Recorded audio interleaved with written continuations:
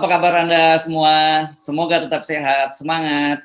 Pagi ini udara terasa cerah dan kalau kita lihat di Bung Rocky di kejauhan juga banyak pepohonan. Jadi artinya masih ada tanda-tanda kehidupan sebenarnya ya, Bung Rocky.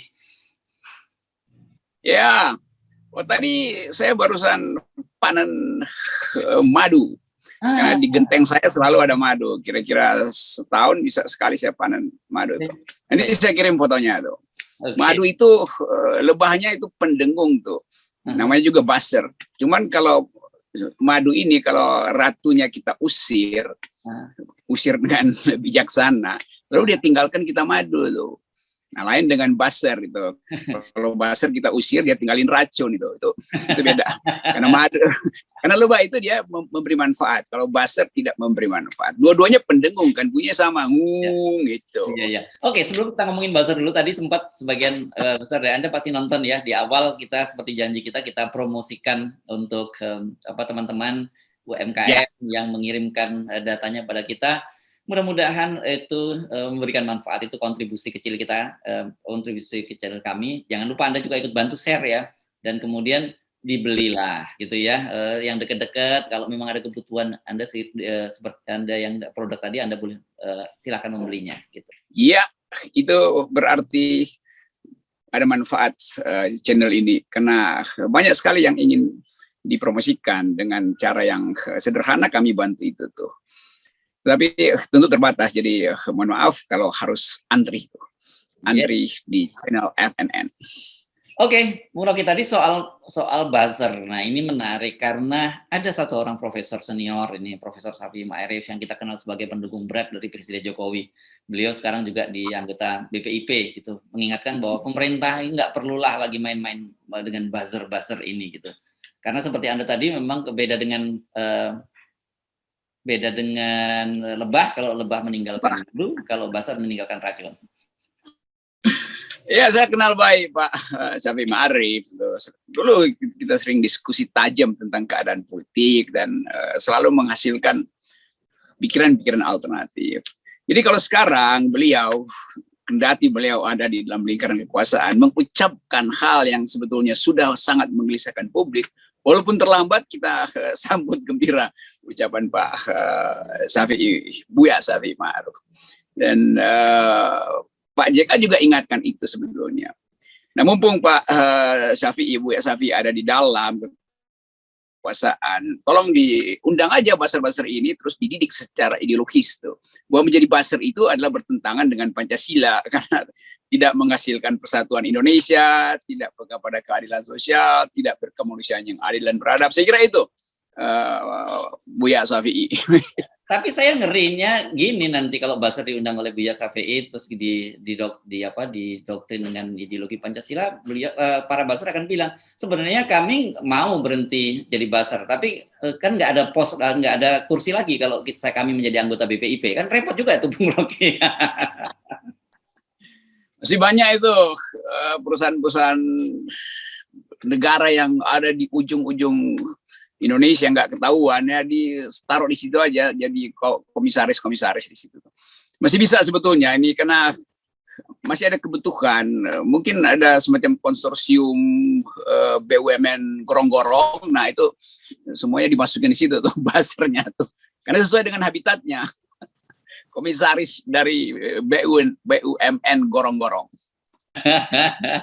Oke, saya kira ini menarik soal job desk-nya, nanti silakan diatur sendirilah karena selama ini kan mereka juga mengatur sendiri. Seperti kemarin misalnya komisaris Pelni ternyata urusannya ngurusi pengajian online, kan begitu. Jadi apalagi komisaris yang lain kemarin ngurusin soal Anies Baswedan. Pokoknya macam-macam lah, bisa di job desk silakan diatur sendiri. Suka-suka hati lah kalian gitu kalau orang Medan bilang.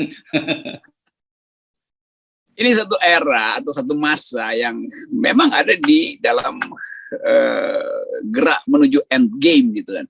Karena kan Buya Syafi'i kalau dia udah ngomong itu artinya udah diubun-ubun keselnya masih Basri. Jadi mau diapain lagi itu? Udah, ini satu keputusan. Jadi nanti akan ada kepres pembubaran buzzer. Itu penting juga tuh.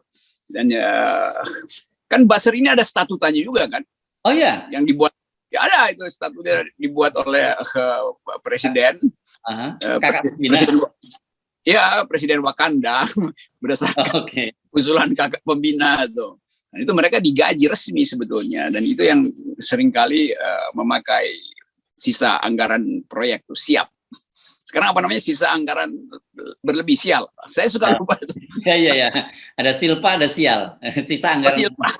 Silpa itu sisa laporan penggunaan anggaran. Kalau sial itu sisa anggaran lebih.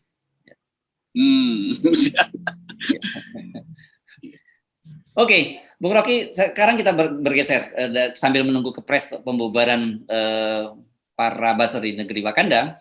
Kita beralih ke soal anggota DPR ini. Ini orang lagi heboh di media sosial, heboh di media mainstream juga heboh karena ternyata anggota DPR ini sekarang disiapkan hotel bintang 3 khusus untuk isoman anggota DPR. Tapi kemudian ditambahkan, para staf juga boleh. Tapi bukan itu sebenarnya. Karena sejak awal itu ada tendensi anggota DPR ini dalam situasi ketika rakyat sedang kebingungan dalam suasana COVID, mereka tetap mendapat mereka ingin mendapat privilege, karena sebelumnya ada yang minta disiapkan rumah sakit khusus, kemudian ada juga minta disiapkan ruang ICU khusus, dan dua-duanya kebetulan ini dari PAN lagi.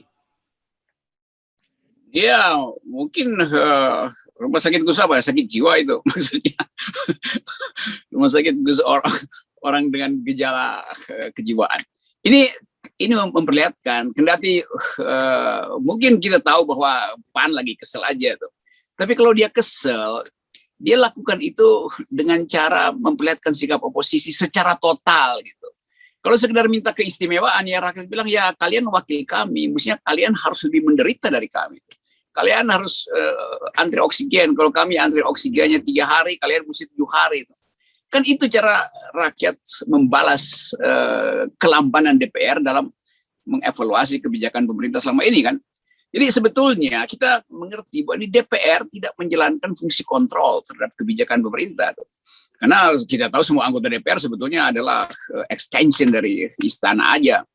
Jadi kalau dia minta diistimewakan, rakyat ditelantarkan, itu artinya tidak bermoral. Lain kalau rakyat semuanya udah dapat oksigen, lalu si anggota DPR marah-marah tuh, kami nggak dapat, ya itu hak karena dahulukan itu. Begitu keadaan darurat selalu begitu di dalam pembuatan kebijakan tuh. Yang pilot itu dia selalu harus keluar terakhir kalau kapalnya terbakar, atau kapal tenggelam, kaptennya mesti melompat terakhir tuh. Bukan cari selamat duluan. Ini etik semacam ini yang saya gembira tuh, karena dia mempercepat end game gitu. Oke, saya tadinya memang sebenarnya mau minta Anda kritik, tapi Anda malah gembira. Ini kan jadi saya bingung mau nanya apa lagi dong. Kan kita baca setiap hari itu Pak Jokowi nggak mau lakukan langkah penyelamatan total, yaitu skocinya diturunkan semua itu. Jangan disimpan satu skoci yang disebut undang-undang kedaruratan itu kan skoci mutakhir yang mestinya dikeluarin duluan itu kan. Dan nggak ada lagi yang percaya tentang soal COVID. Data berantakan itu. Data kemarin saya baca satu kritik. Pemerintah Provinsi Jawa Barat mengklaim hanya kematian itu 85 orang itu. Ternyata data dari kecamatan, dari daerah, kabupaten itu dikumpulkan. Tentu ini melalui kelurahan nih. Jadi data dari bawah menunjukkan 300 orang. Jadi bagaimana mungkin gubernur nggak tahu bahwa data itu palsu sebetulnya, hanya untuk memperlihatkan bahwa Jawa Barat terkendali itu. Ini buruknya begitu kan. Nanti juga akan ada bantahan, tapi pertandingan data ini menunjukkan bahwa banyak blind case yang disembunyikan, yang nggak dicatat. Yang dicatat adalah yang dipantau melalui rumah sakit, berapa yang meninggal, berapa yang ada. Iya, tapi yang isoman nggak dicatat. Yang meninggal sementara isoman juga nggak dicatat. Jadi ini juga permainan politik. Kalau Anies Baswedan dia catat semua, jadi orang tahu tuh, oh iya ini. Jadi kita aman, walaupun kita menderita, kita aman karena kita percaya datanya itu benar. Ini beberapa provinsi datanya disembunyikan kan. Nah itu juga menjadi kegembiraan istana. Kalau disembunyikan datanya, maka angkanya turun itu. Terus nanti mitra internasionalnya membaik. Padahal sebetulnya ini adalah upaya untuk menyembunyikan kedunguan kebijakan aja. Ya. Dulu waktu Anies Baswedan menyampaikan data yang sesungguhnya, yang dia lihat, silakan lihat di pemakaman, begitu banyaknya orang yang dimakamkan secara protokol COVID, karena angkanya sebenarnya juga kecil, tapi Anies menyatakan itu kan dia banyak dikecam karena dia dinilai menakut-nakuti rakyat gitu. Nah sekarang yang terjadi malah sebaliknya, angka ini disembunyikan. Dan kalau kita lihat datanya, walaupun sudah disembunyikan, Bung Rocky, itu angka meninggalnya COVID itu di Indonesia itu sekarang tertinggi di dunia. Padahal kan yang paling serem itu kan selamanya orang selalu berargumen bahwa oke, penularan tinggi, tetapi mortality-nya atau fatality rate-nya atau meninggalnya itu kecil. Tapi sekarang ini angkanya merangkak. Ya, bayangkan kalau seperti Anda katakan disembunyikan saja masih lebih tertinggi di dunia. Apalagi kalau tidak disembunyikan. Yes. Karena itu data internasional selalu menganggap kalau membaca Indonesia kali 5 aja tuh, itu lebih aman tuh. Kalau bisa kali 10. Jadi begitu cara internasional menyederhanakan problem karena memang di kita rumit sekali kan. Nah, kita lihat kerumitan itu disebabkan karena memang di antara menteri itu saling tuduh dan saling sindir aja kan. Sampai sekarang Erick Thohir nggak apa namanya, tidak ada satu koordinasi dengan Menteri Kesehatan. Bahkan berbeda pendapat itu, saling lempar tanggung jawab. Bahwa saya baca tadi vaksin itu ada 12 juta yang dibuang akhirnya tuh. Karena nggak bisa dipakai lagi, udah dikeluarin, nggak ada yang mau divaksin. Padahal negara klaim udah ada 70 juta vaksin yang siap dipakai itu. Nah 12 juta itu dibuang. Lalu ditanya pada Erick Thohir, BUMN, Menteri BUMN menyebutkan itu bukan urusan kami, itu urusan Depkes. Karena kami hanya menyalurkan, Depkes yang memakai gitu. Jadi betul-betul saling lempar tanggung jawab. Dan rakyat tonton itu. Karena itu rakyat tonton peristiwa itu yang mestinya anggota DPR dari PAN, itu yang dia beresin itu. Supaya hak rakyat mendapatkan vaksin tidak mubazir, malah dibuang vaksinnya kan. Jadi memang buruk koordinasinya. Dan apakah Presiden tahu ini? Ya pasti dia tahu, tapi nanti dia cari cara supaya nyari di mana tempat pembuangan vaksin, lalu dia foto-foto di situ tuh. Nah, bikin ini vlog dari tempat pembuangan vaksin. Iya. Kan sejak kemarin Anda menyatakan sebenarnya seberapa rendah pun efikasinya vaksin, tapi kalau disertai dengan efikasi dari kekuasaan yang sangat tinggi, itu jauh lebih mujarab gitu. Jadi walaupun seberapa tingginya efikasinya vaksin, tapi kalau efikasi pemerintah rendah, itu juga orang nggak mau divaksin juga kan. Itu yang jadi masalah selama ini. Iya, ini yang terjadi. Dan banyak orang yang punya masalah dengan ditelantarkan, tapi nggak bisa ngomong. Karena takut mungkin atau ada patah semangat atau memang kalau rakyat Ibu kan dia nggak punya kemampuan untuk mengevaluasi apa yang terjadi di UGD, di rumah sakit. Kemarin saya lihat teman saya, Pasca Irianto, seorang aktivis dari zaman Orde Baru itu, istrinya meninggal karena ditelantarkan oleh sistem kesehatan rumah sakit setelah 20 hari itu. Padahal sebetulnya masih bisa diselamatkan, hanya karena oksigen, terus keterangan medisnya nggak ada, dan nggak ada dokter profesional. Ini terjadi di Bandung, ada di YouTube, nanti bisa dilihat. Nah saudara, pasca ini dia ceritakan detail selama 20 hari dia lihat sistem pelayanan kesehatan di Rumah Sakit Hasan Sadikin, rumah sakit besar pemerintah tuh, yang gagal untuk mengatasi pasien-pasiennya. Ini keterangan dari seorang yang terpelajar, yang paham tentang public policy, sehingga dia bisa tuntut itu walaupun dalam narasi diuraikan dengan ya dengan santai, tapi dia menderita karena dia menyaksikan 20 hari istrinya gagal dirawat. Nah, ini contohnya, apalagi yang tidak punya akses pada konsep-konsep medis, tidak bisa mengevaluasi. Rakyat banyak yang betul-betul isoman dan meninggal, dan itu nggak dicatat di dalam statistik kan. Jadi soal semacam ini yang harusnya didengar oleh anggota DPR, bukan sekedar anggota DPR-nya yang mau cari selamat. Dia mesti menyelamatkan rakyat dulu, baru dia cari selamat. Tentu dia nggak perlu datang ke rumah sakit buat ikut-ikut pasang infus atau selang oksigen, nggak tahu anggota DPR. Tapi dia selamatkan dengan mengevaluasi dan kritik habis-habisan pada kekuasaan, pada pemerintah, pada Menteri Kesehatan, Menteri BUMN, dan terutama pada Presiden yang memang ngalor ngidul doang, nggak ada arah tuh. Nah, saya tadi sebelum kita ngobrol ini, saya tercenung sejenak gitu, karena sebenarnya cukup lama kita tidak membahas masalah DPR gitu. Tapi ketika kita harus membahas DPR, kenapa bukan hal yang positif gitu yang kita dapatkan, tapi hal-hal yang negatif semacam ini, di mana dan saya kira apa yang terjadi pada anggota DPR kita ini, mereka bukan monopoli mereka, ini hampir menyeluruh di level pemerintahan, karena DPR ini seperti Anda sebut juga tadi bagian dari pemerintahan, bagian dari partai pendukung pemerintah gitu. Jadi artinya apa? Pembusukan itu sudah terjadi di semua level di pemerintahan ini. Sampai tadi ya level di kabupaten, kecamatan yang datanya berbeda-beda dengan provinsi, itu semua sudah terjadi semacam itu, Bang Rocky. Kan ini keadaan darurat. Kalau anggota DPR mau dukung presiden, oke, dukung aja untuk hal-hal yang memang menguntungkan mereka secara material, secara pragmatis politik, atau keuntungan ekonomi. Tapi dalam kedaruratan, dia mesti berbalik menjadi oposisi buat mengevaluasi sistem pelayanan kesehatan kita. Jadi sebaiknya ini dungu-dungu di DPR itu untuk sementara jadi pinter sedikit lah. Hanya untuk kasus COVID. Kan dia punya aparat di daerah untuk cari data alternatif supaya dia bisa menegur pemerintah. Masa dalam keadaan pandemi dia juga masih pro pemerintah, kan ini di mana otaknya itu kan? Kan kita tahu bahwa anggota DPR memang udah masuk di dalam autokrasi elected, autokrasi istilahnya yang memang diblok untuk pro Presiden Jokowi. Tapi waktu itu pro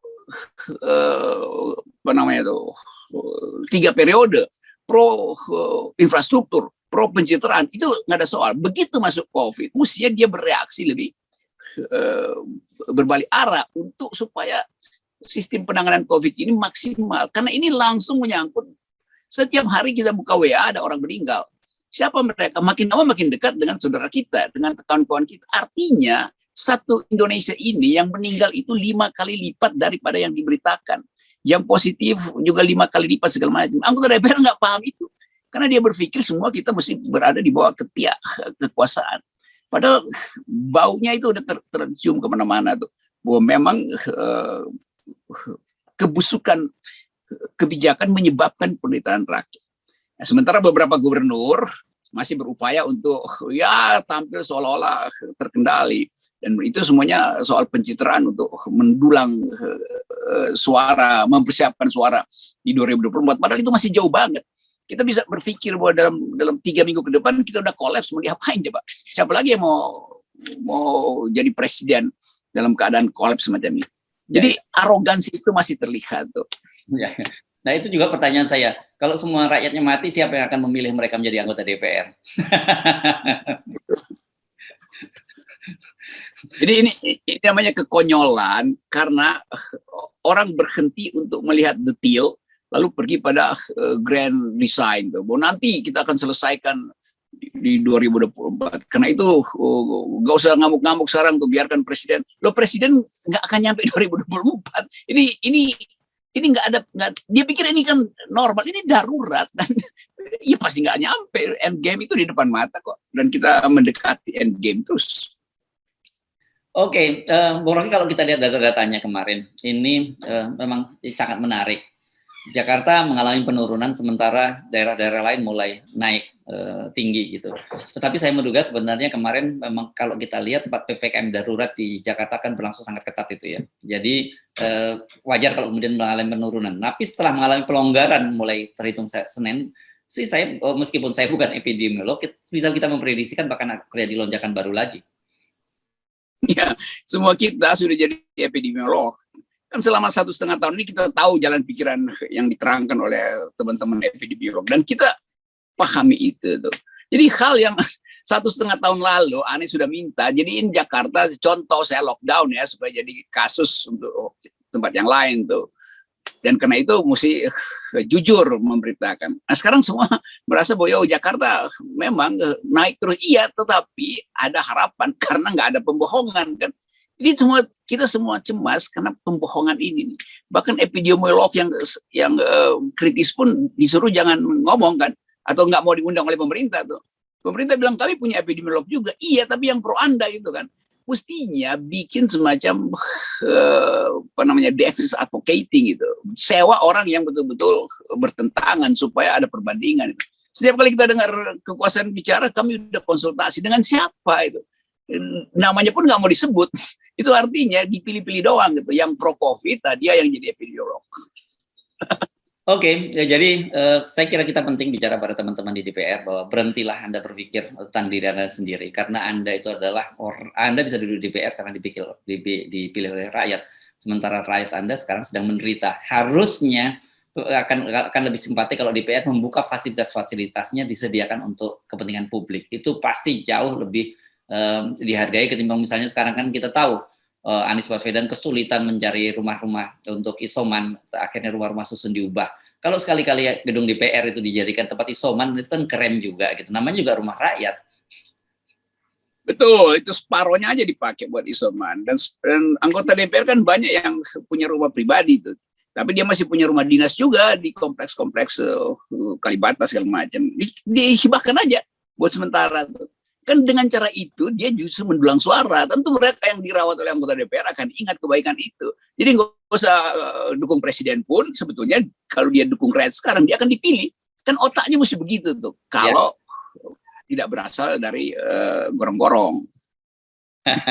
Oke, mudah-mudahan mereka bisa mungkin sambil isoman dulu sementara di hotel kalau yang sudah terlanjur isoman di hotel. Dan jangan lupa ya bahwa isoman bukan fasilitas hotelnya saja loh yang itu value yang disediakan itu kan dokternya, obat-obatan dan paket lengkap lah di situ ya.